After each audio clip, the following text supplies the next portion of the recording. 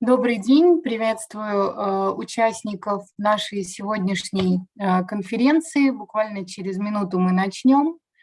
Сегодня в рамках Международного муниципального форума БРИКС мы будем обсуждать очень интересные и актуальные темы, которые подробно раскроют наши спикеры, но основной темой нашего сегодняшнего круглого стола становится БРИКС и Африка, устойчивое развитие и безопасность.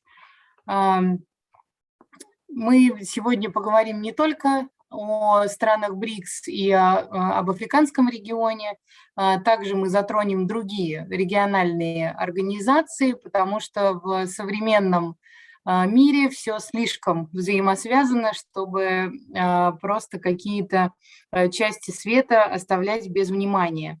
Сегодня у нас выступят с докладами Пурнима Ананд, она является президентом Международного форума БРИКС, также Громов Андрей Сергеевич, директор GR Group, Ниака Лагоки, панафриканист, сооснователь организации «Конвенция за панафриканизм и прогресс» и организации «Новый рассвет». Также Ниака Лагоки является доцентом университета Линкольна в США.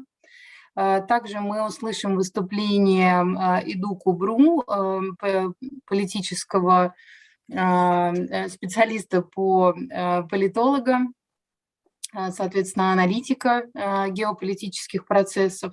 Также у нас выступит Емил Киспи, лидер и сооснователь движения «Пасифика» из Аргентины, и Лина Пахомова, исполнительный директор по восточному региону, представляющая и Россию, и движение «Пасифика».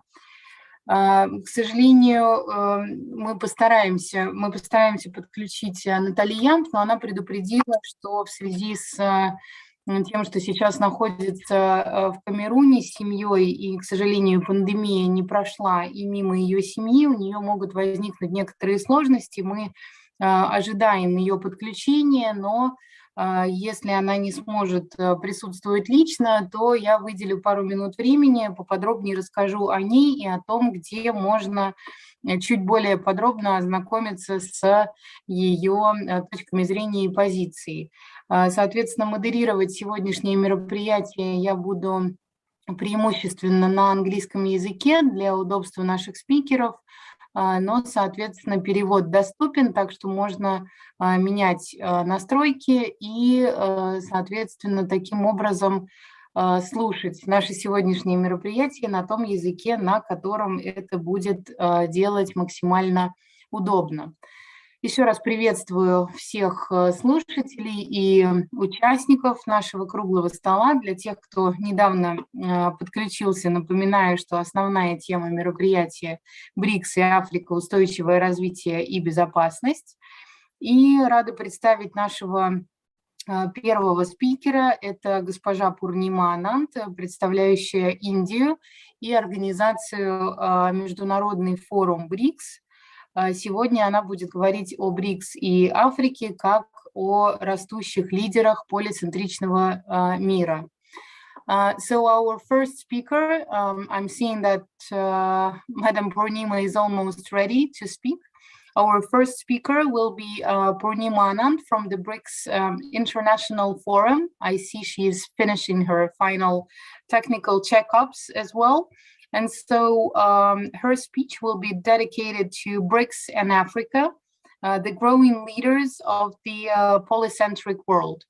So that's the key topic she will be presenting, and we're happy to welcome Madam Purnima at our forum today. So Purnima, the floor is yours.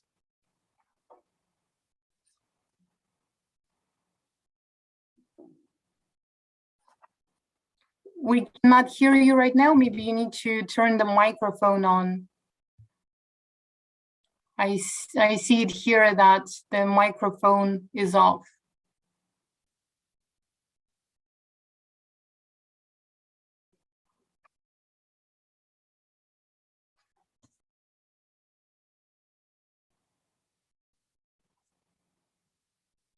Hello,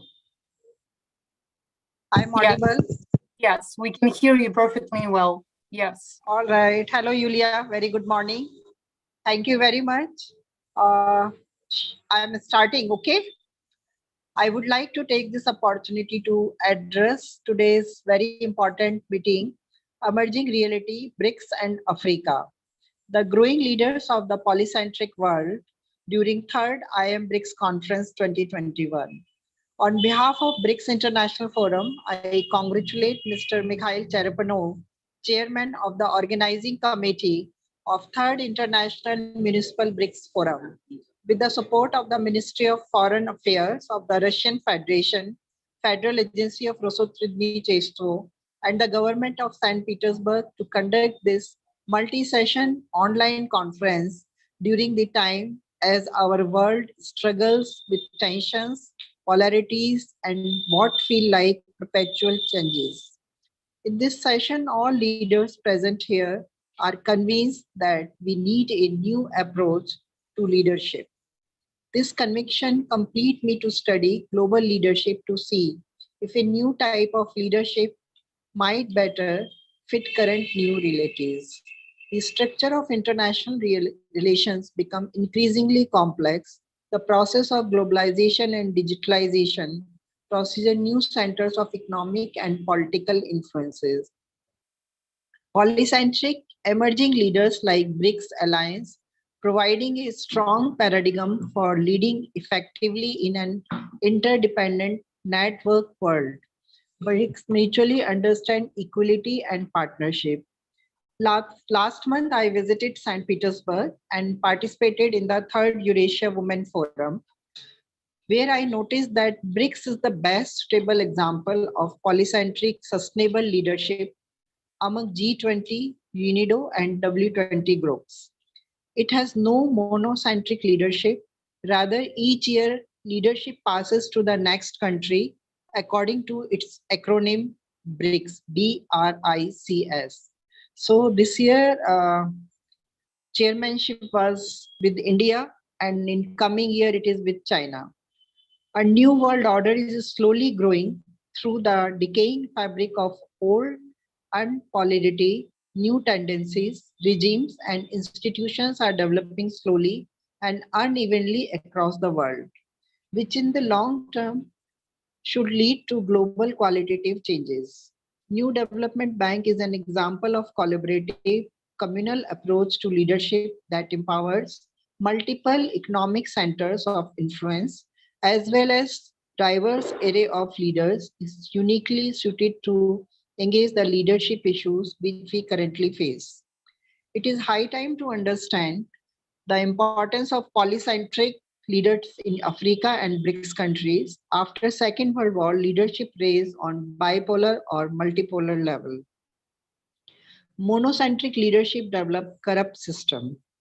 Polycentric leadership of governments is required for regional development to connect global to local and local to global. We observe that after pandemic, world entered in digital era and visualize importance of digitalization. A village person can connect to any country and market and represent his ideas well in a specific and significant way. Through Africa and BRICS alliances, economic growth will remain a major objective of emerging economies in their efforts to combat poverty and social injustice. Millions will rise out of poverty and become more empowered around the globe, and there is increasing convergence around a sense of common humanity. Human development indicators will also improve. There are strong foundation for more just, democratic, and prosperous societies and to reform democratic system and global governance initiatives. But an expectation gap is also emerging because of the inability of governments to meet citizens' aspirations for a better life. This gap may become a source of revolt and despair. The emergence of a more polycentric leaders will characterized by a shift of power away from states and growing governance gaps as the mechanism for interstate relations failed to respond adequately to global public demands. Today, this norm of polycentric in its tension with the Western-led liberal international order that had advanced in its interpretation of globalization and universalism, a clash that has produced uncertainty and instability. It became obstacle for new growing institution and civic organization for betterment of world with new approach. Nowadays, when a number of Western countries seeks to destroy the United Nations-centric international legal architecture and replace it with its new rules-based order, bilateral dialogue on the global arena is particularly important. It is an important question whether the secular trends surrounding democracy, free trade, and human rights promotion will suppress the more cyclical trends that have preserved polycentrism for centuries. In South Africa, after Nelson Mandela, movement against apartheid, many countries of African continent united in Pan-African alliances. That leads a new geostrategic blueprint for peace, stability, and economic prosperity for African countries. It was based on the principle of international law and transparency. It contributed to formation of a new polycentric with world order based on justice and democratic values. The African polycentric leadership draws from a rich diversity of wisdom to guide and enterprise. Many BRICS organizations developed. BRICS International Forum was also an example of these diverse sources. Therefore, an international community was formed. The BRICS community further created interdependent teams working together through shared perspective and collective processes. It became a bridge between Africa and BRICS countries through people-to-people dialogue and networking of civil organizations. Julia Berg is present in this session. She contributed a lot to weave African and BRICS organizations together. Pan-Africa raised and developed more opportunities for China in the field of mining, banks, and industrial development. Similarly, India got new partnership with Africa in MSME sector, agriculture, and medical sectors. It was new BRICS origin for Africa when Russia opened up all opportunities in politics, defense, and economic partnership. Russian Federation organized African Summit in 2019. It functions across multiple spheres of influences and not limited to geography, ethnicity, age, region, gender, and nationality. Ideally, it is inclusive of the various centers of influence within one business network, movement, or organization. As the world becomes increasingly complex and societies become increasingly polarized, the more imperative it is for us to come together for peace, stability, and healthy planet. Let us change the few who can change many. Polycentric leadership is a new alternative for sustainable development, for global leadership in new realities, in new world order. Thank you very much for providing this platform to discuss these issues. I congratulate all the participants present here in IM BRICS online session, Andre, Julia, and I can see many friends to whom we met in African visits during elections. I also congratulate on behalf of Indian BRICS community after successful completion of 13th BRICS Summit chaired by India. Hope to meet you all in China during next BRICS journey to attend 14th BRICS Summit in the year 2022. Goodbye. Thank you. Spasiba. Thank you, Purnima, for this quite fundamental speech. And I think this was a great opening of our session because it basically explained a lot about the very foundations of the possibilities of BRICS and Africa, not just development of those regions by themselves, but also cooperation. So if some of the participants or some of the audience today have some questions, they can address them in the chat, either right now or at the very end of the session. We will come back to those. Также скажу по-русски, что если у кого-то из участников или у слушателей есть вопросы к госпоже Пурниме, их можно написать в чат, и либо прямо сейчас после выступления, либо уже в конце сессии, когда у нас останется время на вопросы и ответы, мы сможем к ним вернуться. So meanwhile, let me ask you one question. I know that just recently you've attended the Women's Forum, quite big event, and there you were presenting one of the projects on sustainable development that you have been working on in India. So if you could just briefly tell us what the priorities are in terms of the international organizations and in terms of the Indian agenda. So what was this project targeted at, and how is it going to contribute to a more sustainable development in India? Thank you, Yulia, for noticing this important event. I visited in October, September also during elections, and in October I visited to St. Petersburg to attend Third Eurasia Women Forum. There we were working with the support of Khanty-Mansijsk Ugra region. We found that after long pandemic time, life is completely changing. And everybody understands the importance of greenery, plantation, and green food.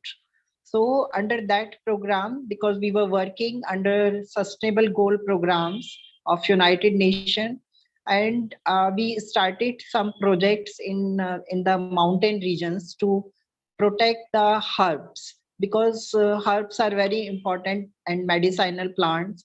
And important thing is that they can provide oxygen. We are searching oxygen in hospitals, but if you are having plants around you and medicinal plants, you can save your lives yourself. Okay, so we were understanding it, and simply problem is that in such pandemic atmospheres, because villages are there and village people save their life themselves without hospital facilities in India. So all these things initiated our thought process that we should start something that local people can share their values, their medicines, their lifestyle to the global level. So, and global level opportunities like technology or other support service, we should connect with the villages. So it was a global to local and local to global program for regional development. And Khanty-Mansijsk governor, Madam Natalia Komarova, supported this project, and she also started. And before Third Eurasia Women Forum, we started marathon, and every country connected with this marathon. And from India, we represented this project, local to global and global to local, Go Green project. Under that, we are connecting different villages. So from local level, we are understanding what local lifestyle can be adopted, and how university people can go there and they can connect rural people to international level through social media and through digitalization. And they are teaching simple methodology to connect with the world, because internet is everywhere, mobile phones are everywhere, and they can be easily connected to the international community. So these are the efforts we are trying to connect with the local to international. And I feel this experiment is really successful. And in India, village people are very happy. And we started a village rural hub to connect all the Indian villages, because India is having very good atmosphere, very good seasons. Vegetable season, and to crops, greenery regions. So we are connecting all rural areas, so we can continuously shift the work, South India, North India, and East India through the university network, because social media is very important, and we are taking students as an intern and they are connecting villages, and all these connected villages resources we are trying to market or to trying to give the information to international community under Sustainable Development Goal Program. So I hope through this project we will be able to connect regional areas and such indigenous people who are not coming in digitalization process. So this effort can connect them with the world. Thank you, Purnima, and I think it's a great practical case that you just elaborated on. And this is I suppose this project will become one of the good practices that can be easily applied to other countries in the world that have the very same issues and the very same indigenous people and their, let's say, traditional practices, as well as new opportunities being brought up by the communications and internet connectivity that definitely takes the village life to a brand new level. Thank you, Purnima. So if there will be some more questions, we will come back to those. And now I would like to introduce our next speaker, Gromov Andrei. He represents the GR Group as its director. So he will be elaborating on a very important topic today, speaking about global energy transition and the new economy. So he will disclose what is there for the countries of BRICS and Africa a little bit through talking about the role of Russia in the global energy transition. So that's the topic that he will be talking about, and I think he has a presentation that we will be able to see. Так что представляю нашего следующего спикера. Это Громов Андрей Сергеевич, директор GR Group. Он сегодня расскажет о роли России в глобальном энергопереходе. Вот, да, мы видим его презентацию на экране, и также во время его выступления вы можете задавать вопросы в чате, и мы их обязательно обсудим либо сразу же после выступления, либо в конце нашей сегодняшней сессии. Андрей Сергеевич, вам слово. Доброе утро, Юлия Андреевна. Доброе утро всем участникам. Большое спасибо организаторам за такое отличное мероприятие. В этот тяжелый период пандемии нам просто необходимы такие места, где мы можем пообщаться оперативно, открыто. И это очень хорошо, что вся эта программа BRICS-форумы, которые начинались, муниципальный BRICS-форум, который начинался с маленького форума, вырос уже до такого большого мероприятия с параллельно идущими знаковыми сессиями и, в общем-то, формирующими в какой-то степени уже повестку. Поэтому очень приятно здесь участвовать. И сегодня бы мы хотели поговорить о роли России в трансформации мировой экономики, но, наверное, даже не столько о роли, как о подчиненном какой-то, да, а сколько о том, что Россия бы могла предложить в рамках этой зеленой повестки, которая сейчас является наиболее актуальной в мире. Давайте переключим следующий слайд презентации. Да, с переводом все нормально, коллеги? Извиняюсь. Технически, да? Ладно, я тогда продолжу говорить. Мы видим, что есть глобальные предпосылки изменения мировой экономики. Это безудержное изменение климата, да, и сейчас об этом много говорится. Углерод, который бесконтрольно выбрасывается в атмосферу, может привести человечество к переломному моменту, так называемому безудержному изменению климата, когда этот процесс будет не остановить. Да. Дальше мы видим, что уже неизбежность трансформации мировой экономики, она как бы наступила, да, и Евросоюз планирует ввести углеродный налог чуть ли не в 2025 году. Мы видим, как это отразилось на рынках, да, инвестиции в 2020 году в рамках достижения целей устойчивого развития составили уже 51 миллиард долларов. То есть это колоссальные деньги, это уже свидетельствует о том, что не только политика, не только экология, не только там, гражданское общество, но и бизнес уже напрямую начал инвестировать деньги, и пошел большой поток капитала. Да. Внизу на слайде мы видим те законы, которые были приняты, так называемая правовая база, на которой мы основываемся. Это Киотский протокол в 1997 году был заключен, с которого в основном все и началось. И Парижское соглашение, которое стало преемником, по сути, этого Киотского протокола. И мы в России уже ввели федеральный закон об ограничении выбросов парниковых газов, который предусматривает выполнение целей Парижского соглашения, создание реестра углеродных единиц, реестра климатических проектов и так далее, и так далее. Но, тем не менее, ситуация, в которой мы находимся, это некая новая реальность, и детальные правила игры в области глобального энергоперехода еще не определены. Поэтому это идеальное время для нас, для всех, задуматься об этом и построить всем вместе, выстроить некую новую концепцию сосуществования. Да? И мне очень приятно, кстати, сегодня я вижу много женщин участвуют в нашем диалоге, и вот это тоже некий новый тренд, когда там 10 лет назад все сидели мужские коллективы и обсуждали, ну, мы строили вот как раз такую прогрессивное производство, да, и чисто инженерную историю. А сейчас, когда все-таки структура общественных связей меняется, и мы вот пришли наконец-таки к такому новому пониманию мировоззрению, такому гармоничному и использованию ресурсов ответственному, да, то есть это тоже, я считаю, что это во многом и женский вклад тут тоже есть. Давайте перелистнем слайд.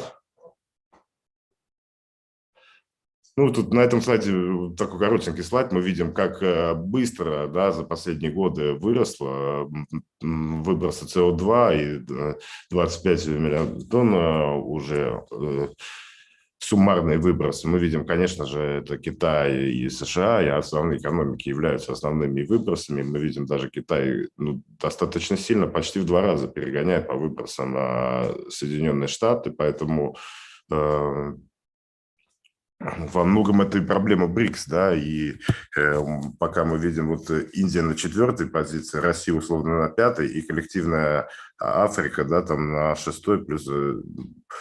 То есть на самом деле суммарно наши страны достаточно много выбрасывают, и почему бы не нам заняться формированием этой повестки и смыслов, и правил игры на будущее десятилетие хотя бы, да, когда мы являемся теми странами, которые наиболее задействованы в этом процессе. Давайте следующий слайд посмотрим. Вот как мы видим глобальную трансформацию экономики. Да, раньше мы жили в капиталистическом мире таком. По Марксу у нас стоимость продукции складывалась из стоимости рабочей силы, из стоимости материальных ресурсов и из добавочной стоимости.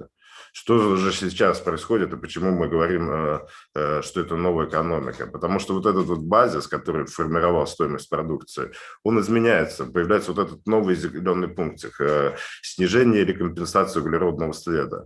И это очень сильно на самом деле отразится на все экономические цепочки.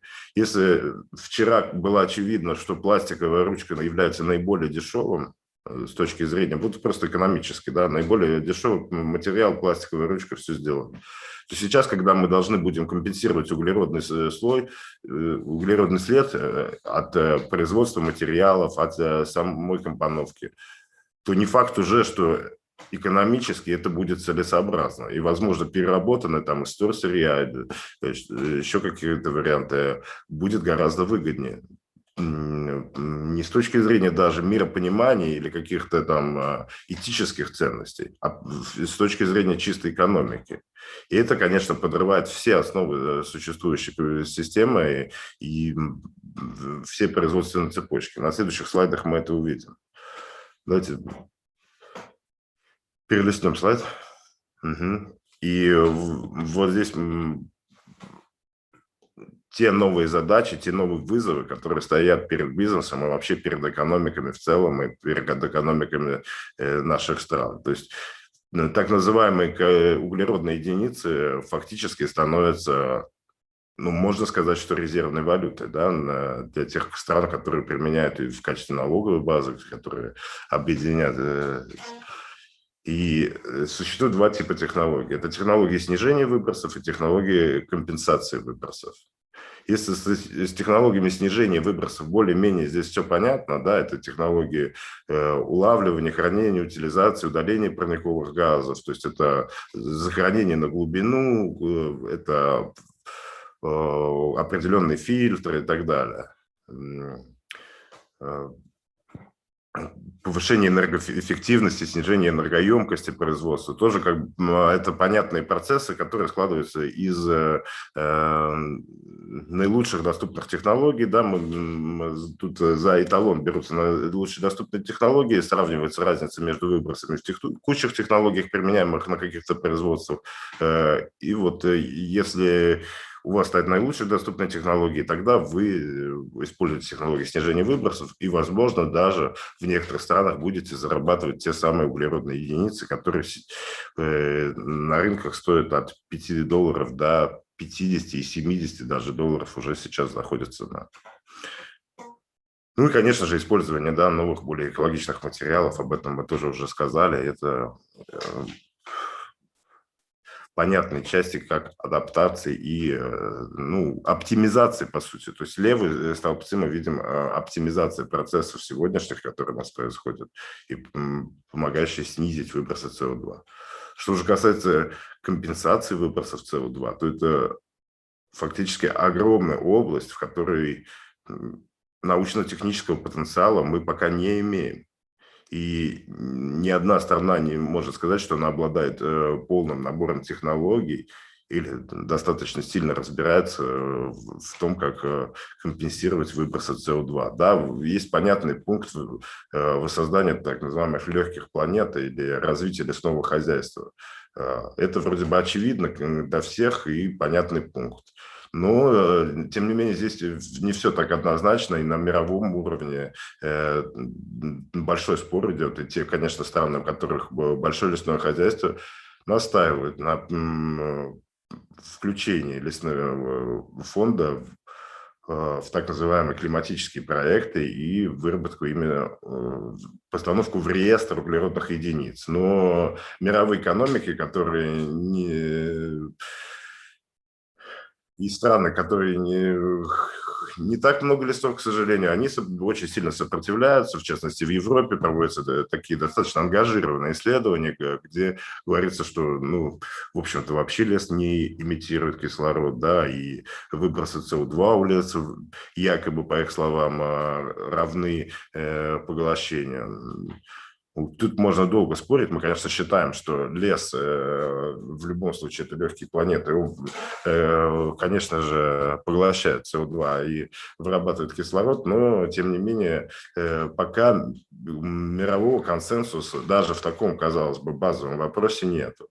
Если здесь приняты некие терминологии управляемый лес и неуправляемый, и управляемая методология по управляемым лесам более-менее понятно расписано, но, тем не менее, тоже консенсуса нет. Что значит управляемый лес? Это значит, что заново посаженный по определенным стандартам лес с определенной дистанцией между деревьями, определенным уходом и так далее, и так далее.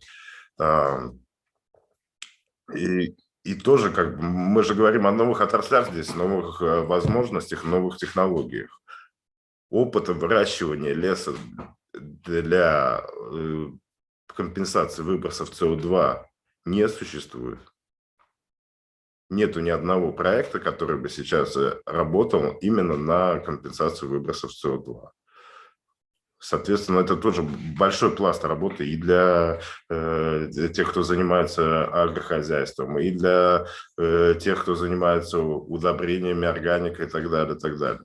То есть, казалось бы, в таком простом вопросе. Давайте посмотрим на другие пункты, которые мы здесь приводим. Использование поглощающего потенциала Мирового океана. Вот мы с вами живем на планете Земля и используем фактически полезное использование у нас происходит только суши. Это 1/4 нашей планеты. А 3/4 нашей планеты фактически мы активно не используем. Да, в качестве логистики, как логистические пути, да, где-то мы рыбу ловим, да, где-то мы шельф добываем. Тем не менее, даже споры насчет шельфа идут, что касается международных вод и так далее. То есть тут большой вопрос. Но тот же самый планктон и тоже компенсирует СО2 и производит кислород. Почему нам в качестве экономики не задействовать только 1/4 нашей планеты, а 3/4 мы не задействуем? Очевидно, что к этому мы тоже придем, когда это напрямую становится экономическим потенциалом, и когда крупные компании увидят в этом большой прирост денег. Ну и развитие генетических и биотехнологий, конечно же, тоже это огромнейшая область. Если мы сегодня говорим, что, наверное, генно-модифицированные продукты, ну, по крайней мере, в России, это такая позиция четко звучит, что они не должны применяться в пищу, то большой вопрос, почему с точки зрения компенсации выбросов СО2 и генерации кислорода можно скрещивать там бамбук с лопухом, чтобы получать быстро растущие огромные листья, и если мы не используем это для таких, ну, по сути, химических процессов, биохимических процессов, генерации кислорода, компенсации СО2, вполне возможно, что такая методика будет этична, да, то есть и мы видим, что если в левом столбце просто оптимизация идет, то в правом столбце все эти технологии, этих технологий вообще не существует. И тут полет мысли, может быть, используется 1/4 экономики, да, вопрос лесов, вопрос биотехнологий, вопрос генетики, где, как, экономических цепочек. Все это непонятно, и сейчас уникальное время для нас, для всех с вами, учитывая, что БРИКС – это крупнейшее по численности населения, и я искренне считаю, что в первую очередь все мы работаем на население, не на правительство наших стран, не на кого-то. Я служу народу России, а не... И поэтому мы должны тут как бы тоже... Это глобальный цивилизационный вызов, который перед нами стоит. Мы же сейчас говорим о том, что это глобальный переход, и это вызов не только для каких-то отдельных стран, отдельных экономик.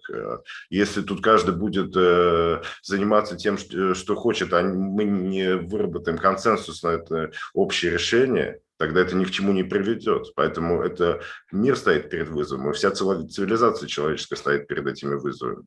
Но детальные правила надо формировать не с опорой на элиты, а с опорой на мнение всех граждан и всех слоев.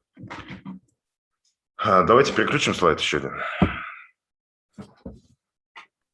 Напоминаю про регламент. Остается буквально 3 минутки у вас, Андрей Сергеевич. Я быстренько тогда заканчиваю, да, Елена Андреевна, извиняюсь. Да, мы видим, что глобальная трансформация экономики с прибылеориентированной модели происходит на модели устойчивого развития. Возникают новые отрасли экономики, производство углеродных единиц, биомайнинг, мы его так назвали, новые материалы, топливо, да, изменение привычных товарных и производственных цепочек происходит повсеместно, и использовать новые материалы может быть гораздо выгоднее, чем платить налоги. Да? Изменение производственных циклов и глобального баланса на рынке товаров, технологий и услуг произойдет повсеместно и достаточно быстро. Это будет сравнимо с появлением IT-сектора, да, и то, как цифровые технологии изменили нашу жизнь. Вот мы на пороге такого же вызова, и это будет очень большие изменения. Да. Давайте следующий слайд тогда. Да. Мы сейчас запустили процесс создания фонда содействия развитию низкоуглеродной экономики, и наша цель – создать такие условия для разработки стратегий, которые позволят обеспечить России лидирующую роль в экономике и, соответственно, совместно с нашими партнерами формировать повестку, будущую политическую повестку в рамках зеленой экономики. Давайте следующий слайд. Последний, по-моему, да? Еще один слайд. То он. Все, назад.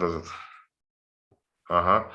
Да, соответственно, сейчас мы планируем делать и приглашаем всех наших коллег, международных наших партнеров, потому что это большая, еще раз повторяю, общая работа, которая только может произойти в консолидации, только компромиссное мнение здесь может быть найдено. Мы собираемся, сейчас уже формируется Центр компетенции по ESG с технологиями и инвестициями в Российской Федерации, создается научно-техническая база для устойчивого развития, это разрабатывается программа создания благоприятных условий для проживания граждан, создается международная нормативная база, и мы разрабатываем критерии оценки и сертификации вот этих ESG-проектов. Ну и, конечно же, все это будет имплементировано в стратегии социально-экономического развития Российской Федерации. Что бы я хотел добавить, да, помимо того, что сказано в нашей презентации, это, конечно же, такой вот, как сейчас это модно говорить, дорожная карта. То есть, чем отличается дорожная карта от какой-то прямой стратегии? То, что мы никогда не знаем, в ту точку, в которую мы идем. То есть, у нас есть некое желание, но мы идем степ-бай-степ и пытаемся достичь какого-то наиболее приемлемого для всех сторон знаменателя. И, конечно же, очень важно, чтобы наши страны, которые представляют большинство населения на нашей планете, выступали здесь против уходящих экономических элит, да, которые мы сейчас, и в частности, вот мы сейчас проводим форум BRICS-Африка в том числе, да, и, ну, это абсурдно требовать от людей, у которых не закрыты базовые потребности, когда человек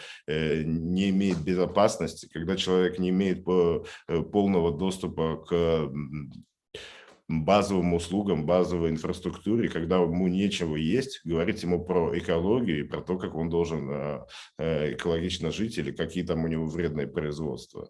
Здесь должен быть дифференцированный подход однозначно, и развитые экономики должны, конечно же, прийти на помощь неразвитым, но не зажимая их с точки зрения научно-технической базы, да, и, по сути, проводя такую неоколонизационную политику, да, то есть мы забираем технологии, и опять не даются эти технологии зеленые, новые какие-то, не даются высокие технологии, но говорится, но вы откажитесь от угля, давайте будем топить уже не углем, давайте покупайте дорогое электричество просто. То есть вариантов замены это не дается зачастую. Когда те сценарии, которые предлагаются, и в частности по Африке, они предлагают просто откажитесь от этого, но вместо этого ничего не предлагается. И это очень неправильная модель. Поэтому и во многом политика наших западных партнеров, она, конечно же, не сходится с мнением наших стран и наших экономик. Поэтому мы вот видели даже по недавнему саммиту, да, лидеры стран выступили, но неоднозначно все произошло на этом в Глазго. Поэтому в следующем году я надеюсь, что мы проведем большой форум в России, где будет, немножко анонсирую, да, 22-26 октября зайдет мероприятие Международного энергетического совета, будет порядка 90 министров энергетики заявлено, уже прибудут в Россию, Россия станет председателем Мирового энергетического совета, и хотя бы на вот таких площадках, где Россия председательствует, где мы имеем крупное международное представительство, я думаю, что мы будем доносить наши позиции. Нам бы хотелось объединить, больше консолидированную позицию иметь со странами БРИКС. Если Россия будет выступать с какой-то своей обособленной позицией, это позиция России. Если мы выступаем все вместе консолидированно, это позиция большинства населения нашей планеты, и ее нужно слушать. Поэтому я очень рад, что мы сегодня общаемся, что сегодня есть такая дискуссия, и приглашаю в более плотном формате всех поддерживать отношения с нами, у кого есть интерес в этой теме. Мы будем сейчас производить большое исследование, большой аналитический материал нарабатывать, и ваша помощь нам очень нужна. Ну, а если будем продолжать этот курс, я думаю, что у нас все получится. Спасибо, коллеги. Спасибо большое. Вы как раз предвосхитили вопрос о возможных форматах сотрудничества и о том, на каких, собственно, столпах может держаться сотрудничество стран БРИКС и стран Африки в плоскости глобального энергоперехода, да, который мы все уже наблюдаем и который невозможно отрицать. Ну, я думаю, что как раз в следующем выступлении... Я немножко добавлю тогда по этому вопросу, если есть как бы такой вопрос. 30 секунд. Я считаю, что должна быть создана некая коллективная база технологий, да, и компетенций. И мы просто должны с развивающимися странами поделиться ею, и все. Вот так же было, как Россия поступила с вакциной «Спутник», да, единственная страна в мире, которая сказала: да, пожалуйста, забирайте, локализуйте производство в своих странах. Мы даем вам производство, вы можете производить у себя. И мы видим, и в Латинской Америке производится сейчас наша вакцина, и в Африке идут переговоры о том, чтобы производить нашу вакцину. Не просто покупать у нас, как это делают другие, все другие производители, я подчеркиваю. А мы готовы просто поделиться, и, пожалуйста, потому что это вопрос общечеловеческий, гуманитарный вопрос. Огромное поле для возможностей сотрудничества. И вот Пурнима рассказывала, да, о прекрасном кейсе, когда совместно с правительством Ханты-Мансийска, если я не ошибаюсь, да, в Ханты-Мансийске, собственно, основной центр этот был раскрыт, и там, более того, не только, скажем, донорами технологий выступали более развитые структуры, но и местное население и племена тоже смогли внести свой вклад и рассказать о своих традиционных рецептах, да, которые позволяют сохранять, скажем, гармонию и баланс с окружающей средой. Это тоже немаловажно. Здесь сотрудничество имеет огромные перспективы. А сейчас мы перейдем к следующему. Юлия, да, просто и очень важно, что вот развивающиеся страны, как вы говорите, да, и вот я в этом году побывал на Алтае, у нас тоже там, ну, достаточно в тяжелых, в этнических условиях живут люди, многие люди живут в горах, да, алтайцы, и вот хоть они экономически не развиты, но мировоззренчески во многом они гораздо глубже понимают отношения человека и природы, чем мы в современном мире. И они считают, что мы даем ошибочную субъектность природы. Мы отделяем себя от природы. При этом мы говорим, мы будем защищать природу, есть мы, есть природа. А они считают, что они и есть природа.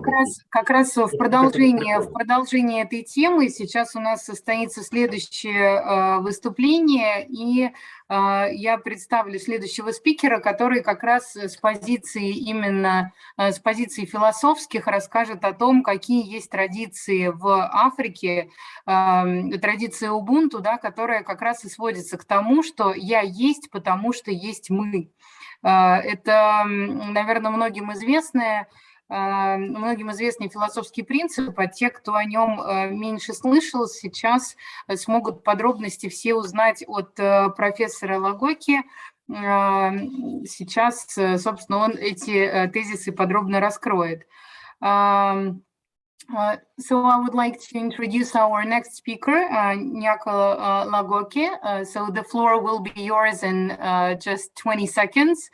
And I was just saying that the topic that you will be presenting is cultural development, Ubuntu, an African paradigm. So please keep in mind that the speech should be around 10 minutes, and then we will be able to discuss some of the topical issues in a brief question and answers session. So the floor is yours, so please go ahead. Thank you so much, Julia. So I know I can count on you if I'm about to go beyond 10 minutes. And I just wanted to thank Gromov, for his wonderful presentation. Purnima, and I owe you a call. I will call you. I've been promising myself to call you. It's been a very long time.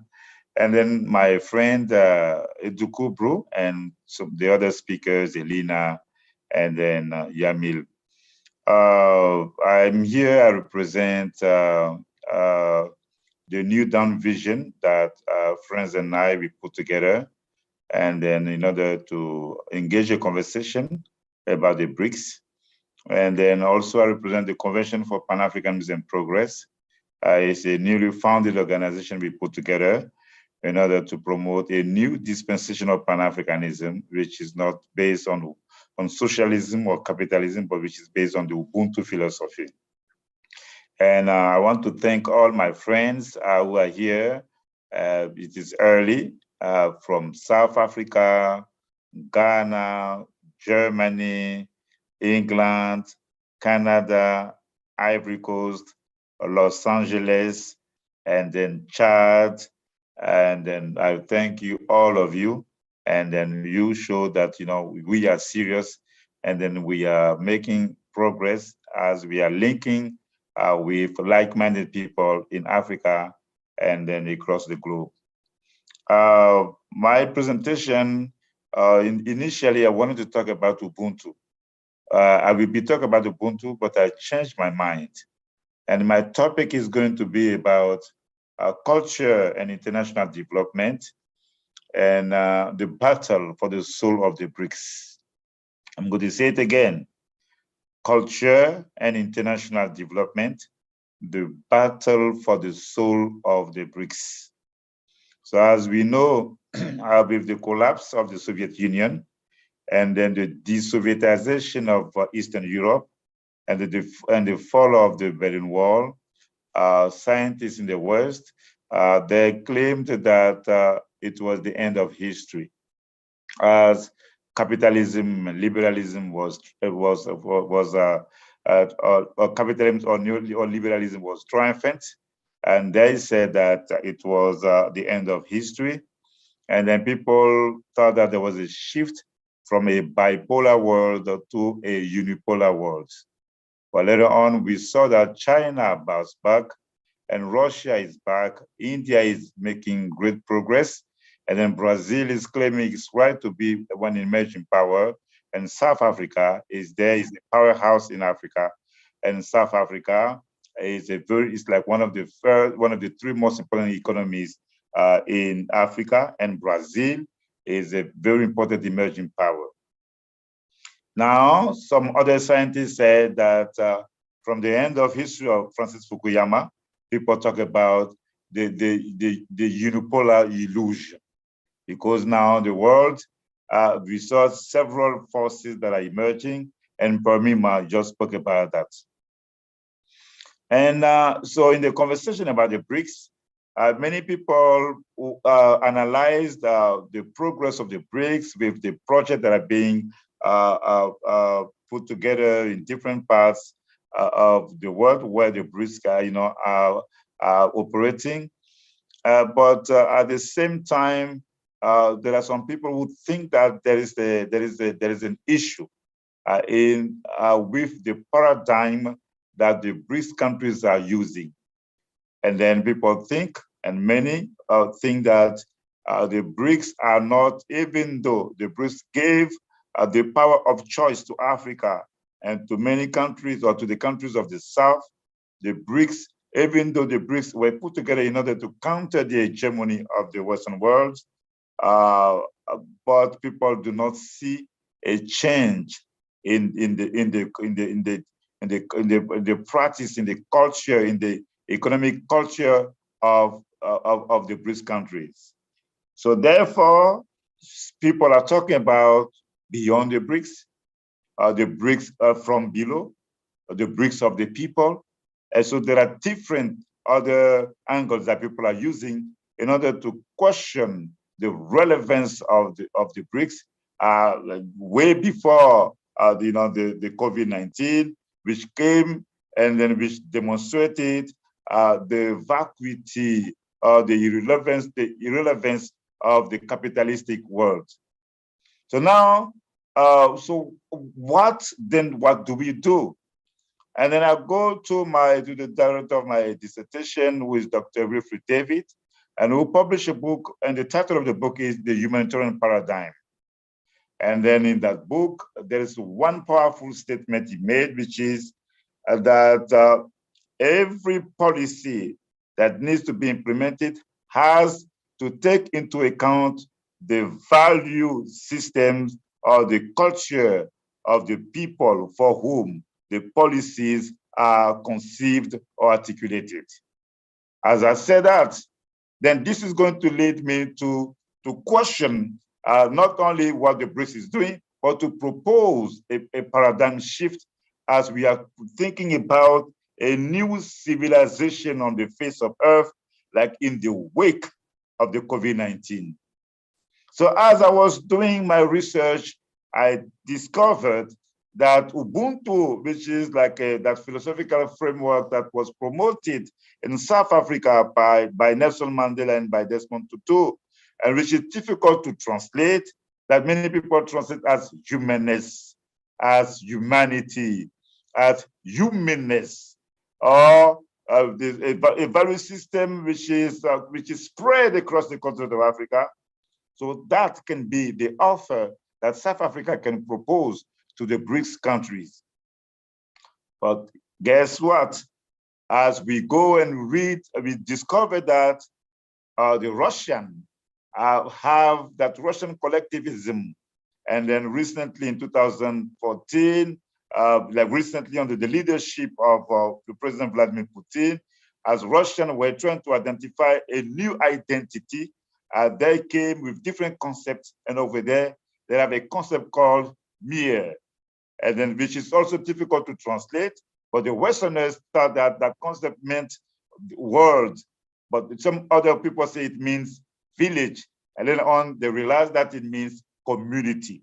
Like the sense of community that we see in Ubuntu, the Russian, they have it with that own that concept.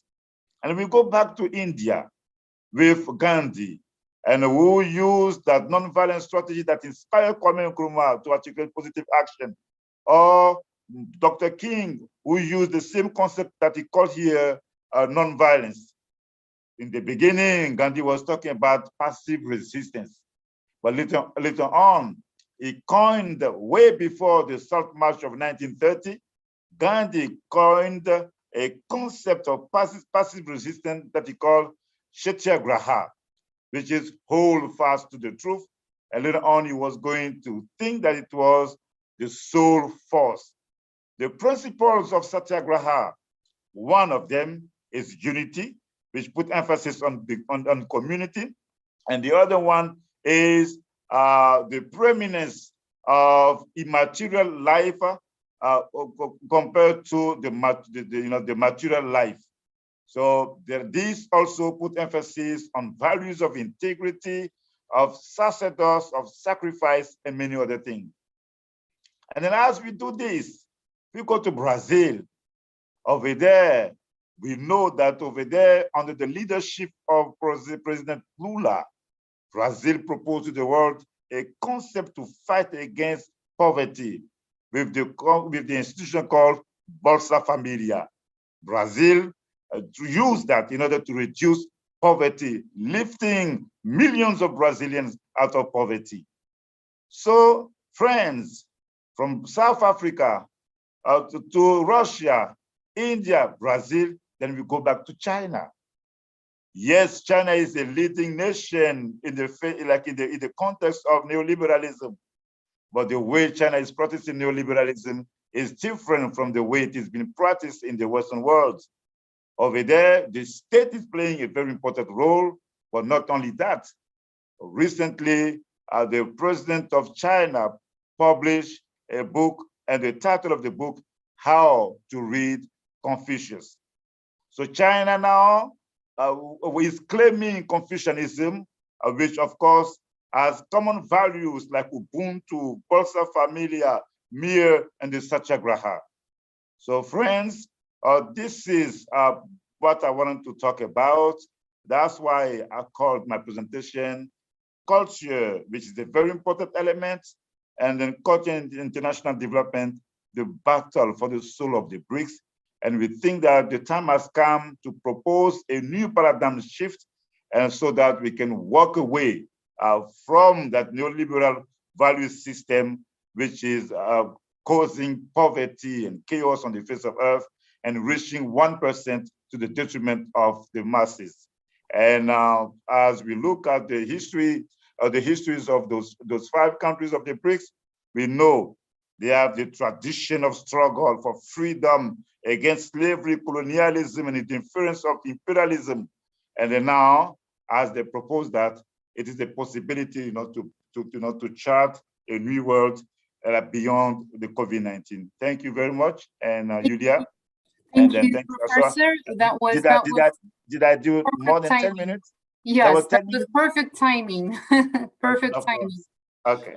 So thank you for this speech that really gave us a lot of insight on the very fundamentals of the BRICS nations and the African nations and the philosophy of Ubuntu. So we see that there is a lot more of similar things and common things when we go back to the traditional perception and when we see the whole world as one community, just like you mentioned. But I wanted to make a small remark and add that in Russian, this very word that you mentioned, mir, it doesn't just mean the world, and it doesn't just mean the community, but it also means peace. So in our understanding, those 3 are, it's like a three in one, the world, peace, and the community. That's how we perceive it, and that's the message that Russian Federation has been trying to bring across through various platforms.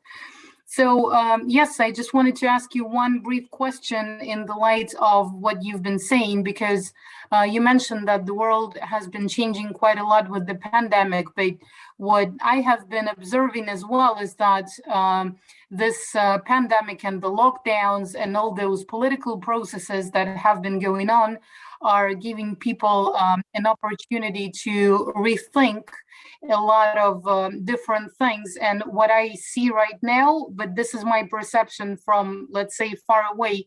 So this is why I wanted to ask you this question. What I see right now is that the African countries, a lot of African countries, especially the French-speaking ones, at the moment are going through what I would call the new 50s or 60s, with a lot of issues being reconsidered, especially sovereignty. And a lot of people are asking a question, do we really have the freedom and democracy that we were fighting for in the 50s and 60s? So what is your perception of this? Is there a new movement for more for the actual freedom and sovereignty, or is it just an illusion that I'm having? Okay, no problem. No, of course, it's not an illusion. It's because, it is, I had 10 minutes, so I did not want to go beyond. And I don't like when people are given 10 minutes and they speak for 30. So thanks for your question. For those of us, we believe in Pan-Africanism, and we know this is the law, like in the history of Pan-Africanism. It's a movement that reaches its peak, it goes into hibernation, and it bounces back. So after the 60s, when many leaders in Africa were destroyed, because of their own weaknesses and because of the interference of the West, we have many great leaders in the era of the independence. So we fought against colonialism.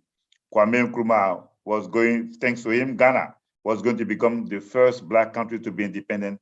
Under Kwame Nkrumah, Ghana was going to be the haven of Pan-Africanism, supporting the struggle for the independence of Africa, and also being an inspiration for the civil rights movement in the United States.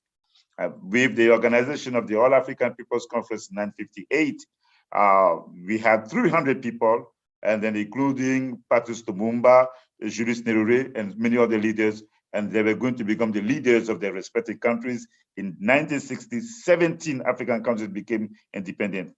Pan-Africanism was going to go into hibernation with the creation of the Organization of the African Unity, and like I said, the elimination, physical or symbolical, of African leaders. Now, later on, we're going to see the rise of Sankara, and we were going to see the Free Nelson Mandela movement in the 80s. And then Gaddafi was going somehow, to hold the torch of Pan-Africanism, and he was going to be defeated and liquidated and then eliminated. But today now, we see there's a new phenomenon like in Africa. And then it started with my country, Ivory Coast. In 1990, like 8 or 9 days after the liberation of Nelson Mandela. My country, I was a student, my friend Baker is here. We were the leaders of the student movement when we started that movement in 1990, like February 19. And later on, there was going to be a series of student movements in Africa that was going to lead to a series of national conferences in Africa. And this was going to lead to the end of one-party system, and there was going to be a transition to a multi-party system in Africa. Now, when Gbagbo Laurent becomes president in 2000, and we saw how France went after him, and with his resistance, and this was going to ignite the Pan-African consciousness. When he was taken to prison, people across the globe and outside in Africa, they mobilized in order to free Gbagbo. Now, 2 years after Gbagbo was taken to the ICC, Senegal started the movement against the constitutional change in Senegal, the Yanama movement.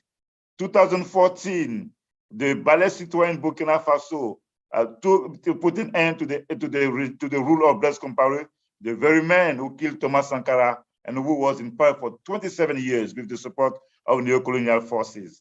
And then later on, now that revolution in Burkina, claiming the spirit of Thomas Sankara, was going to spread across the continent. Kemi Seba was going to launch the anti-CFA campaign, Malema in South Africa for economic freedom, and Bobby Wine, even though he's close to the Americans, in Uganda fighting against Museveni. So we can see that in Africa, there is a new wave of a Pan-African consciousness. And then we appreciate the support of people in Russia, in China, in India, in Brazil, whatever, who can, in the name of internationalism, support the struggle, because we want to be free and we are fighting for a new independence in Africa, and we want an economic sovereignty of the continent of Africa. So that is my answer to your question.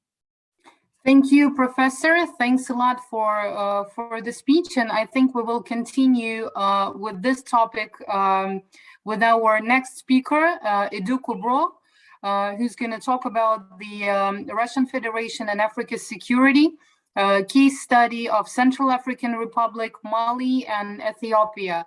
So thank you, Professor, for being awake at this hour. I know the time difference is crazy, and now we introduce and invite Edu Kubro to talk about Russian Federation and Africa's security, case study of Central African Republic, Mali, and Ethiopia.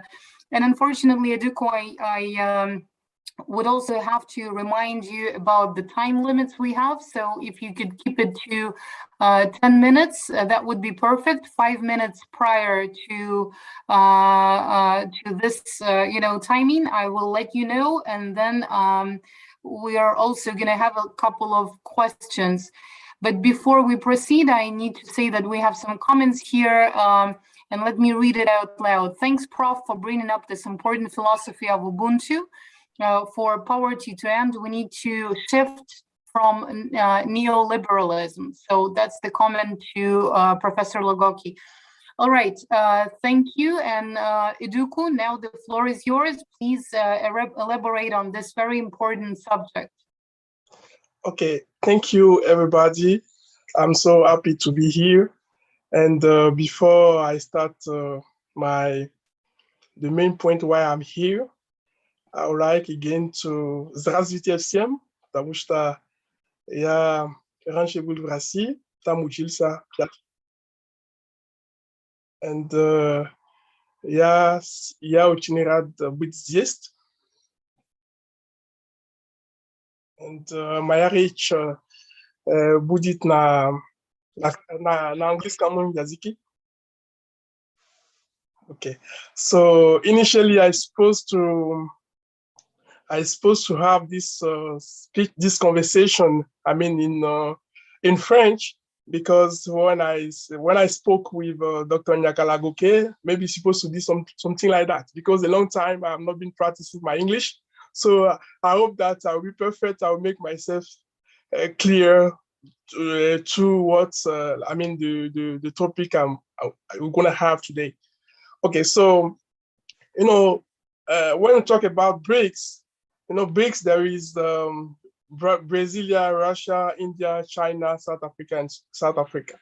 So we all know that it is demographical wealth, because about 2 or 3 billions of people.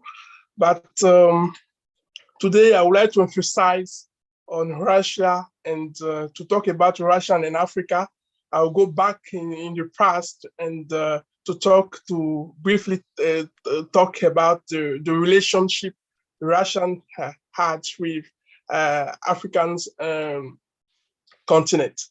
Because, we are Russian and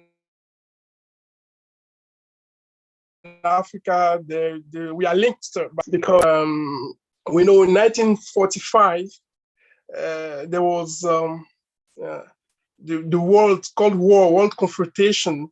It was ideological confrontation. Those that claim themselves to communist, and those that claim themselves as capitalist. And this one leads the world in the conflict, the conflict. And during this situation, after that, some countries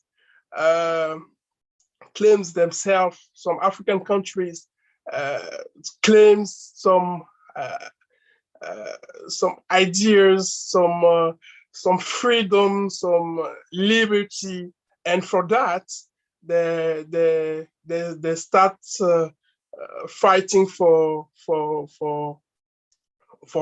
independence. And during this war, during this period, Russian helped some country to have the independence. And for example, in the Soviet present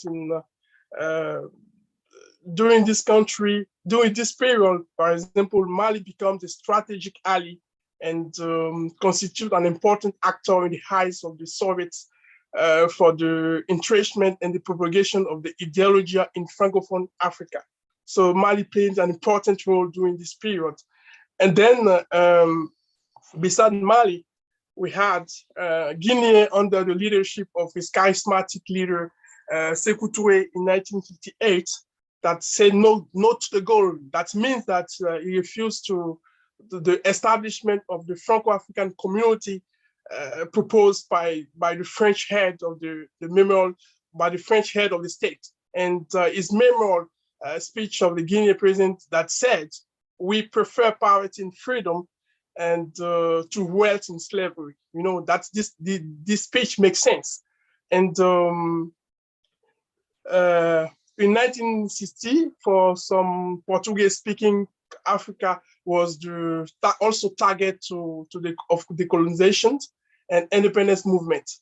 So Russia desired also, it was Soviet Union desired also to promote Marxist ideals and that show solidarity with the oppressed people eager for freedoms. And the movement, African Party movement, that Frelimo, that we call it in French, in Mozambique, 1965, all of this country has been supported by Soviet Union.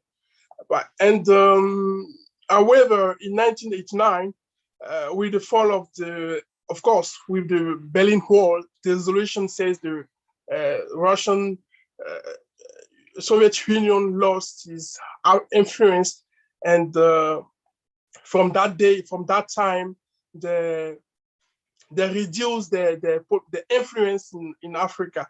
So when you go back with nowadays, I mean, recently in Sochi had the summit Russia and Africa, but before I emphasize on what happened exactly, but it was the new step for Russian politics in Africa, And during this time, before that, we know that Vladimir Putin, the Russian president in 2006, visit some African countries. For example, he went to Morocco, in Algeria, and in 2009, we have also Dmitry Medvedev, the former president of Russia, that went to visit Nigeria, Angola, Namibia. So for me, these two tribes define the new beginning of the new era in bilateral relation between Russia and Africa after the Cold War. So we know that during the Russian president visit in Algeria, for example, the President Vladimir Putin counsel there is the debt cancellation about 4 billion, you understand? And then also there are some projects, some plan some contract that was signed by President Vladimir Putin with this northern part of Africa, that is Algeria. Also with Egypt, there is for Algeria, let me say that during the war during the Algeria movement conflict, Russia. 2 minutes. Sorry to interrupt. 2 minutes. Okay. Oh, okay. I'll do my best to be on time. Okay. So after that, in Africa, for example, especially in Central Africa, of Africa, we understand that for this now we all have the common issues, and that common issue is terrorism. And Russia, and we've signed some contracts in the military to help this country to have the kind of agreement about the securities of some countries. And we see with Central Africa, there are military advisors that formed some soldiers, some Central African soldiers. And we also see that in Mali, for example, there is also now with Wagner that is helping the military forces that's helping this country's troops that is going to help this country's troops to fight against terrorists that is occurred, this situation that is very difficult in this part of Africa. So we know that, and with Ethiopia, we know in the history there was this relation that Russia had with this country. And let me conclude on that with next summit in Africa. President Vladimir Putin appointed Bogdanov and Oleg Ozerov to visit some country to plan for the new step for the new summit that is, will take place in Africa. And now there are 3 countries that want to organize this: Egypt, Ethiopia, and Senegal. Senegal is going to be amazed because Senegal is a French-speaking country, and it's going to be something wow, because it will be the first time that this kind of meeting is going to take place with Russia is going to take place then in Africa. So finally, and we know that most with the soft power that Russia is emphasized on, some soft power that's with education, because we know that in the past there was university of peoples like Ruden University in Russia that participated in the education of many leaders of Africa. And now Russia have this relation, especially with this African country, that based on education. For example, I studied in Russian 5 years. I studied in Russian during 5 years. So thank you so much. It's not easy to to have such conversation in 10 minutes, but I hope that I do my best to explain, to give the main ideas. Thank you so much. That was, thank you. That was a great presentation, and clearly the topic is way too broad, and there is quite a lot of history on the issue, because Russian Federation and the Soviet Union previously has been actively supporting all those struggles for freedom and all those movements. So now we also see a lot of happening, and we see a lot of controversial opinions being voiced and whatsoever, but we're of course mostly interested in the opinions of the people on the ground. And when we talk about the Central African Republic, Mali, and Ethiopia, those countries have had quite a lot of experience of interacting with different powers, right? And the United States, France, and a lot of other countries. But since you have elaborated on the topic quite well, and it's quite clear what the position is, let me just use this opportunity to address you with another issue that is quite hot and quite topical over here, given the fact that you know quite a lot, and you have spent some time in Russia, you know the situation here, you know the rhetorics and everything. So what's your opinion about what's happening in the Eastern Europe right now, and the Russians' involvement, and the, let's say, the perception that is being transmitted through the media in Europe about it? So particularly the situation in Ukraine is the one that's being discussed here a lot, and that has become a reason for, you know, a lot of tension between Russia and the European Union. So given the fact that you know how the European Union functions and how the United States functions, so what's your opinion about Eastern Europe and what's happening in the Ukraine, its role in the current politics? Okay, thank you for this wonderful question. You know, as far as concerned what is going on right now in Ukraine, I would like to say that there are many reasons why most of the countries are involved in this part of Europe, in the eastern part of Europe, because you know, Russia and Ukraine, they are linked by the history. And before, Ukraine was the capital of Russia. It was Kiev. It was Kiev. So this during the Soviet Union, the capitals during the Soviet Union, this part, I mean, Crimea, it was the part of the Russia. And when when the relation has been collapsed, when Soviet Union collapsed, everybody takes its own independence. And now we see many countries, for example, are there. And Russia, last time I heard the former president of Russia, what's his name, Dmitry Medvedev, that said, the main points of the politicals of the foreigners' political affairs. For example, one is they are for multipolar world.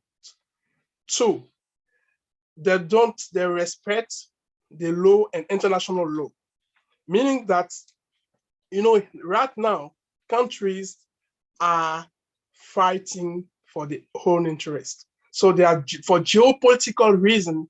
If European, they have Ukraine, I mean, there's going to be close to the Russian territory. And for that, Vladimir Putin knows that it is the sovereignty of Russia. So Russian, they know that it is their territory, and they have to protect it. They have to protect it to not be invaded by this European Union. So there are many reasons that is coming in my mind that involves all of this country that want to take part of this on this part of Europe have geopolitical reason, they have economical reason, they have, and we know Russia is, the population of Russia is 147 million population about. And Ukraine is 40 million, the populations. So we know that Ukraine population, Russian population, and this European Asia, it is what I said in the beginning, is a democratic wealth. It's wealth for this country. So if they control this part of the eastern of Europe, it's going to be easy for them to control the Russian and so on. So now the vision of European country, and America, is to control the world. That's why there is a BRICS, because BRICS also have a new leadership, have a new conception of the world. And I think that in this multipolar world, every country is trying to put every country trying to define its presence, try to show that I'm also a big country for the new challenges. Is what I would like to say about this question. Thank you. Thank you for the answer and your speech once again. So now we will proceed to the next speaker, and that is Yamil Kispe. So as it was just mentioned by Edu Kubro as well, the world right now is way too interconnected, so we cannot leave out the issue of other regional organizations that cooperate for sustainable development with BRICS. So Yamil, please, the floor will be yours in just 30 seconds, and we're happy to have you here today, as well as your colleague Alina Pahomova, who's gonna continue on the topic that you're starting, and she will speak about global energy transition in BRICS. So please keep in mind that unfortunately our timing today is limited. And we're welcoming you and thanking you for being with us today despite of the time difference. So Yamil, and please tell us more about the regional organizations that cooperate for sustainable development with BRICS. Well, thanks in advance, first of all, to Purnima, to Andre Romo, to the professors Eduku, Ignaka. Well, thanks a lot, Julia, Anastasia, Faina, and well, to my colleague Elena. Well, I would like to talk and to share about the emerging economies that will have the economic power of the world. It's a kind of vision from Argentina, where I am now. I would like to talk about that the world economy could double in size by 2042. By the 2050, 6 of the 7 largest economy in the world would be emerging countries. The Europeans' share of world GDP could fall below 10% by 2050. China has already overtaken the United States as the largest economy by GDP and would be the highest valued at market exchange rates before 2030. India could overtake the United States by 2050 to second place, and Indonesia could advance to 4th place, relegating advanced economies such as Japan and Germany. Argentina will remain the third largest economy in Latin America. So I would like to underline the potential of all these signals, these economical signals. Pricewaterhouse predicts that the world economy could double in size by 2042 if it grows at a real average annual rate of about 2% between 2020 and 2050. When GDP measured market exchange rate is considered, there is not such a radical change in world economic power. Still, China emerges as the world's largest economy by 2030, and India is clearly third by 2050. But the main focus will undoubtedly be on the newer emerging markets, which are gaining prominence. Good news for today's advanced economies is that they will continue to post the highest average income, with the possible exception of Italy. All G7 countries will remain above the E7 GDP per capita rankings in 2050. Emerging markets are projected to gradually close the income gap over time, but full convergence of income levels on global scale will likely come long after 2050. Well, I think for us, to the countries which are part from the BRICS bloc, and also for Latin America, and also for Africa, great opportunities for companies with the right strategic combination of flexibility and patience. And moreover, that we are living in an after COVID era where a lot of things are like resetting from the zero level. And the evolution of emerging markets will create many opportunities for business, emerging as these economies moving to new industries, interacting with world markets, and as their relatively young populations become wealthier. However, emerging economies evolve quickly and are often relatively volatile, so companies will need operational strategies that combine flexibility and patience to be successful on those markets. So it has to do with emerging markets, with emerging economies, with emerging countries also, like countries from the BRICS bloc, like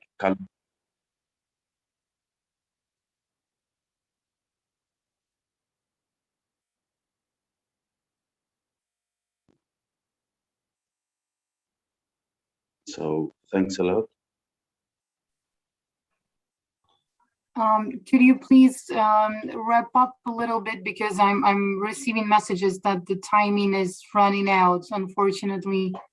So could you please proceed to the conclusions?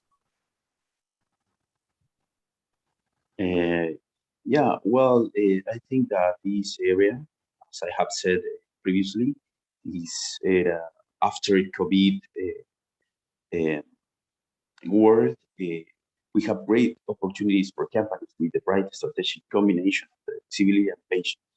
And the evolution of emerging markets, emerging countries will create many opportunities for business, emerging as these economies moving to new industries. We all of us are looking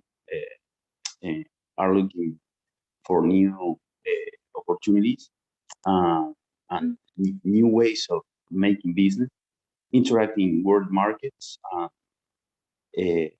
All these emerging economies have young populations and who are becoming wealthier, and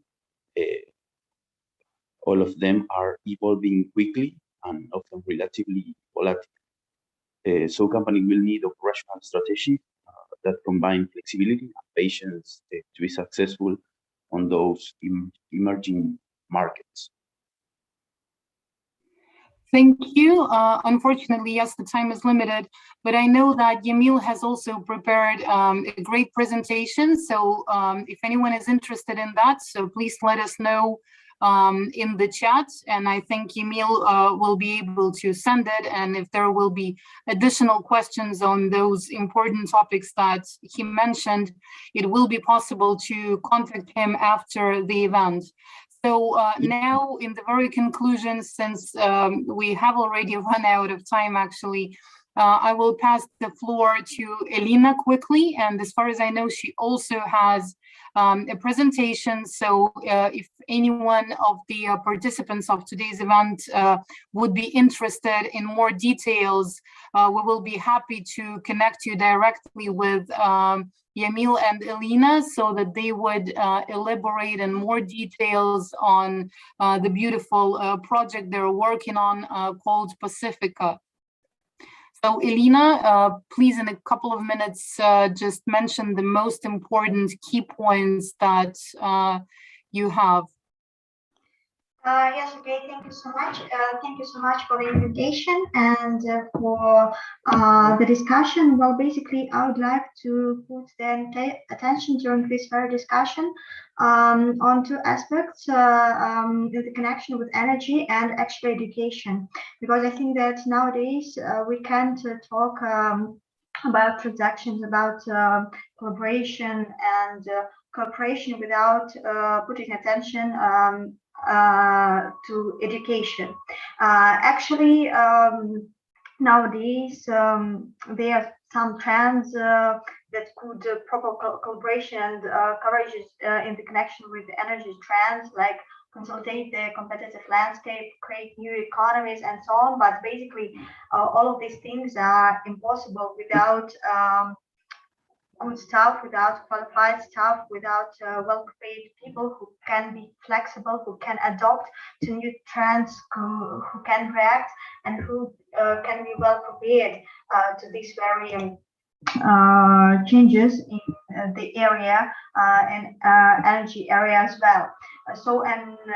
Actually, after and during the COVID period, there are a lot of changes in the connection with the education, and I think that they provided problems, but the opportunities as well, or better to say, aspects which can put our attention to another way, how we could build the collaborations between universities, between countries, between companies.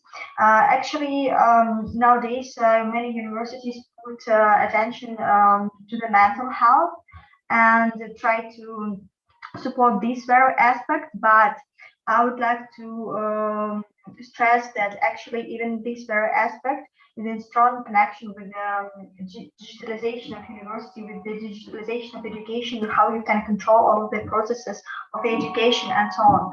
So basically, nowadays we have strong impact of digitalization on the education, but sometimes we don't put attention that this area has a really strong impact on other areas as well, and energy sector as well, like potential employees, like potential staff. So basically, devices nowadays are implemented in many aspects of the educational systems. And if before COVID, optimal time on devices in the classrooms were one, then after it really changes,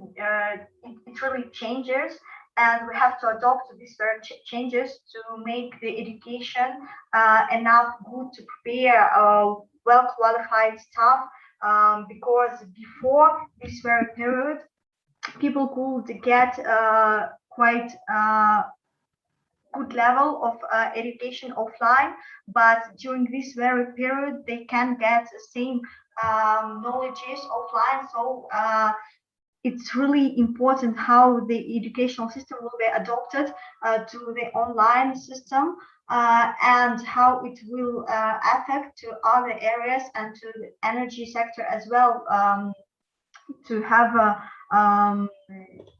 well-prepared staff. So basically,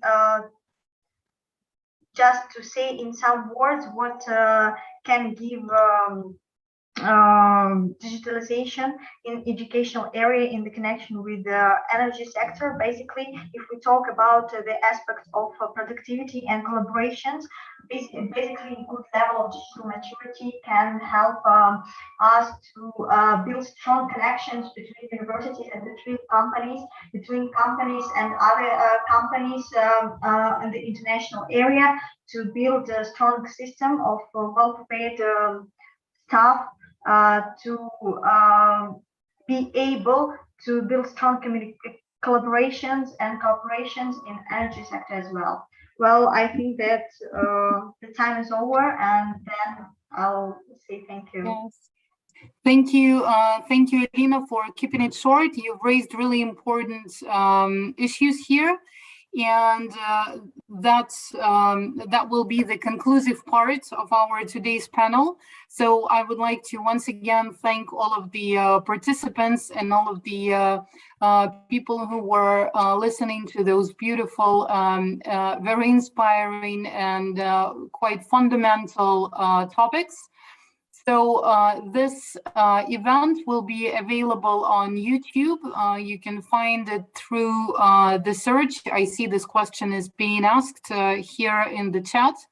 So if someone has missed out on something, it will be possible to find the video on YouTube, and we can continue the discussion there in the comments.